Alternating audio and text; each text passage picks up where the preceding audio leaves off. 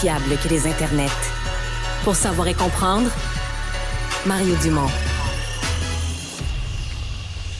Alors, c'est une nouvelle qui a pris un peu tout le monde par surprise, quoi qu'on savait qu'il y avait des négociations, mais on commençait, en tout cas, moi pour un, je commençais à avoir peur là, que ça n'aboutisse pas. Avec Meta, ça avait tourné en un boycott des nouvelles carrément. Et là, avec Google, ça avait soufflé le chaud et le froid. Des journées où on disait Google pourrait boycotter à son tour. D'autres journées, la ministre disait « j'ai de l'espoir d'une entente ». Bien, il y a une entente, 100 millions de dollars qui sont sur la table. Et le débat va vite tourner sur comment on va dépenser cet argent-là. En fait, comment on va distribuer cet argent-là entre l'ensemble des médias au Canada, dont plusieurs sont en difficulté. Il y a aujourd'hui le ministre québécois de la Culture qui, au nom des médias québécois, a fait une première intervention. Mathieu Lacombe, bonjour. Bonjour, M. Dumont.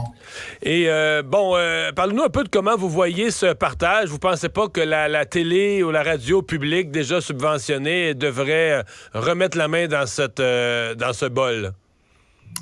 Effectivement. D'abord, j'ai dit que c'est une bonne nouvelle. Ça, je pense qu'il faut le dire dès le départ. Donc, je suis heureux qu'il y ait eu cette entente-là parce que ça témoigne que comme État, que ce soit le Canada, que ce soit le Québec, on est capable d'exiger des géants du web qui fassent leur part. Puis les géants du web doivent payer leur part parce qu'ils sont débarqués ici. Ils ont nécessairement, c'était pas leur intention, mais le fait est qu'ils ont mis à mal notre écosystème médiatique et ça a des conséquences. Donc, je pense qu'ils doivent contribuer. Maintenant, deux demandes effectivement très claires. La première, c'est que on veut avoir notre mot à dire. Le Québec doit avoir son mot à dire dans la façon dont ça va être partagé.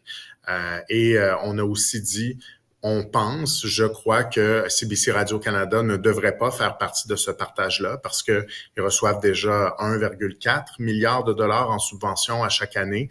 Et même si ils nous disent que pour eux aussi c'est difficile, les médias privés, j'inclus là-dedans TVA, bien sûr, Cogeco, Bell, mais j'inclus aussi, quand je dis privé, la presse, Le Devoir, tous ces autres médias n'ont pas la chance de partir l'année avec une subvention d'1,4 milliard. Donc oui, ça peut représenter un défi pour tout le monde, mais ça représente un défi drôlement plus important pour ceux qui n'ont pas de subvention publique. OK. Un coup parti, est-ce que vous vous posez d'autres questions? Parce que juste sur la question de Radio-Canada qui est déjà subventionnée, il y a des gens qui vont jusqu'à dire que Radio-Canada ne devrait pas toucher à l'assiette publicitaire. Là. L'assiette publicitaire devrait être laissée aux joueurs privés. Est-ce qu'il y a déjà le cas à Radio-Canada Radio où ils ne touchent pas à la publicité, ils ne prennent pas de publicité? Est-ce que vous faites partie de ceux qui pensent qu'ils devraient aussi laisser cette assiette publicitaire aux autres médias et se retirer de la vente de publicité? C'est une question qui est intéressante. Je dirais que d'emblée, oui, ce serait probablement la meilleure chose à faire pour laisser l'assiette publicitaire aux joueurs privés. L'assiette publicitaire, on l'a dit, qui est rétrécie là, parce que les revenus de plus en plus vont dans l'univers numérique. Et dans l'univers numérique, ces revenus-là, c'est 80% ou à peu près des GAFAM. En fait, ce sont les GAFAM, donc les géants du web qui les récoltent à 75-80%.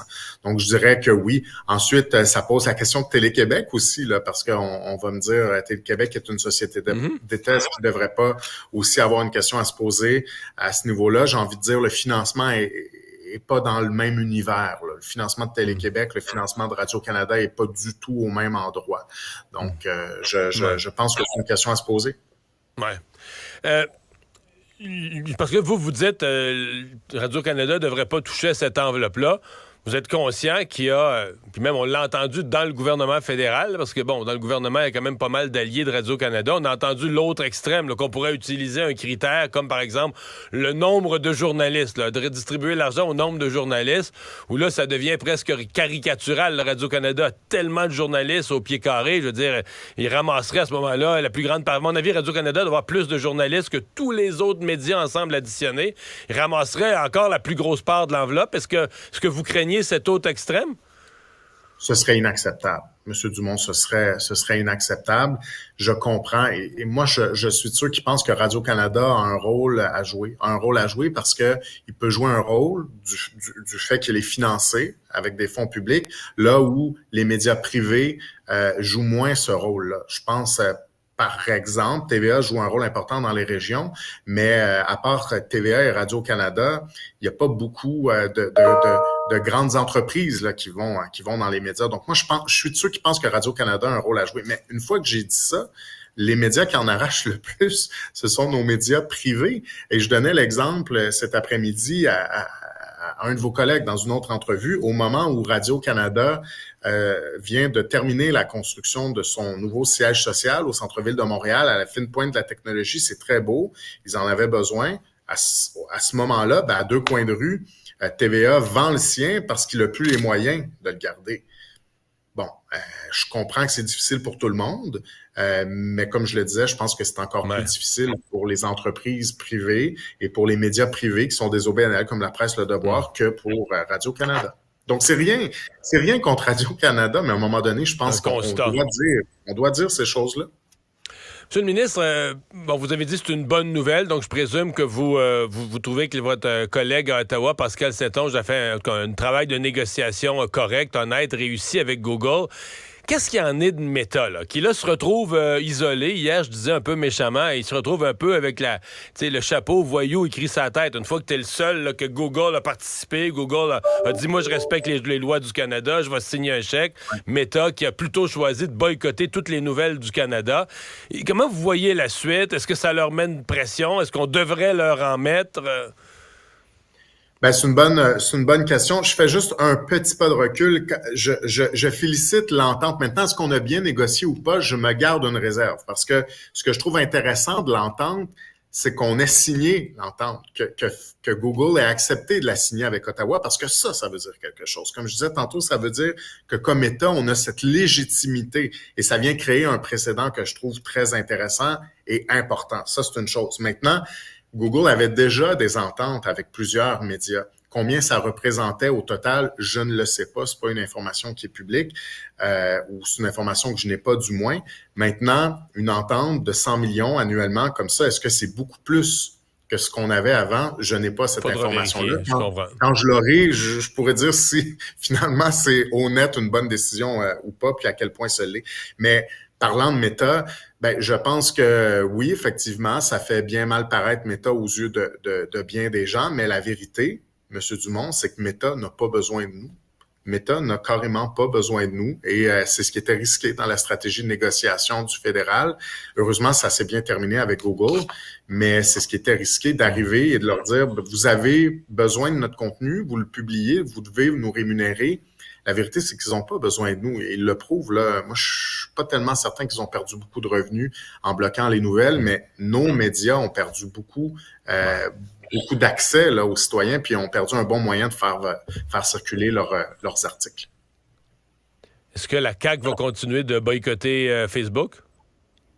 Pour l'instant, c'est ce qu'on fait. Puis je vous dirais honnêtement, là, c'est la même chose pour X, le réseau social. Quand on regarde tout ce qui se passe là-dessus, ça fait du bien de prendre une pause. Ça fait du bien. Ouais, je pose la question parce que Québec solidaire a confirmé, à la surprise un peu générale, malgré l'élection d'Émilie Lessard-Terrien, qu'eux vont continuer à prendre de la publicité là, sur Facebook. Ça vous a étonné?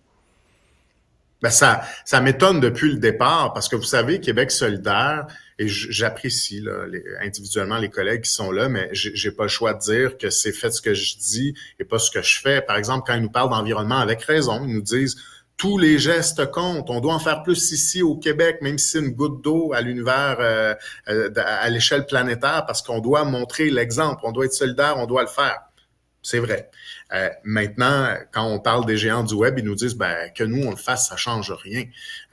C'est un problème qui est global, ça prend une solution globale. Bon, on peut dire ça pour se déresponsabiliser ou nos bottines peuvent suivre nos babines comme on a décidé, nous, de le faire en disant on va montrer l'exemple là, d'abord, puis ensuite, oui, on va travailler sur une solution globale. Comme ministre de la Culture, je vais vous entendre sur un autre sujet parce que votre collègue, Mme Saint-Onge, ce matin à Ottawa, s'est vite retrouvée devant un comité parlementaire pour expliquer là, les tenants et aboutissants de son entente. Et s'est retrouvée interpellée par une députée conservatrice de l'Alberta qui lui a demandé, s'il vous plaît, de répondre en anglais. La question avait été posée en anglais, qu'elle devait répondre en anglais. Ça vous dit quoi, vous? C'est pas acceptable. Là. Je veux dire, c'est un peu... c'est gênant, puis je ne pense pas qu'on peut accepter ça. J'imagine que c'est pas quelque chose qui doit être cautionné par la direction du parti. Là, je vous avoue non, que... ils l'ont forcé à s'excuser. Bon, c'est ça. Donc, je sors d'une rencontre, donc j'ai pas pu suivre ça. Mais ça m'étonne pas que vous disiez ça. Là. Je pense que ça illustre peut-être bien les deux solitudes dont on parle souvent, puis des défis qu'on a à faire fonctionner le Canada. Il faut continuer, il faut travailler fort, mais ça illustre que le combat et le travail n'est pas terminé. Donc, on doit être là, puis particulièrement en culture. Là, tu sais, j'en parlais par rapport à l'entente qu'on a vu signer entre le Canada puis Google. Le Québec doit faire partie de ces discussions-là. Il doit y avoir des garanties pour le Québec. À l'intérieur de C18, on a fait des demandes. Ces demandes-là n'ont pas été exaucées. Que ferons-nous la journée où un gouvernement à Ottawa décidera que pour lui, le Québec, c'est pas important, puis où il y aura donc pas de garantie pour nous protéger dans le projet de loi? Ça va être difficile. Donc, il faut continuer de se battre pour ça. Mathieu Lacombe, merci beaucoup. Merci à vous, M. Le ministre québécois de la Culture.